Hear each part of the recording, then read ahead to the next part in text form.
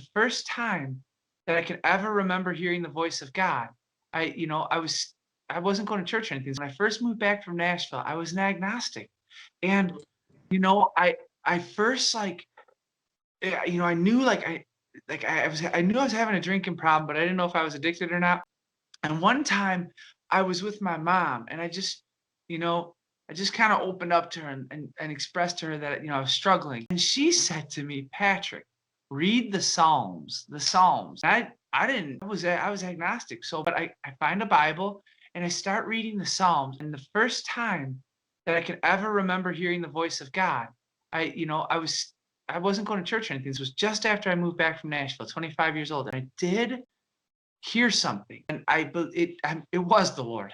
I heard, "You can give your life to me," and then I saw an image of the priesthood, and I had that came out of nowhere, and I mean, I hadn't been to church in like 8 years, and it seemed like an amazing idea. Like I heard, "You can give your life to me," and I had an image of the priesthood, and it made sense, even though I didn't know what the priesthood was about, and and she said to me, Patrick, have you ever thought of being a priest?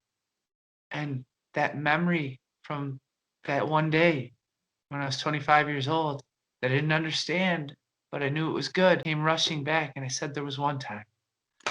And that started it. And Nice. she said, she explained to me, well, there's a discernment weekend coming up at the seminary. It was in the newspaper. And she said, you should check it out. And I called the priest and I went to the discernment weekend and I began journeying with the vocation director of the Archdiocese of Detroit. And when I realized I was vested as a priest behind an altar, he woke me up. And I sat up straight in bed and I said, thank you, God. Thank you.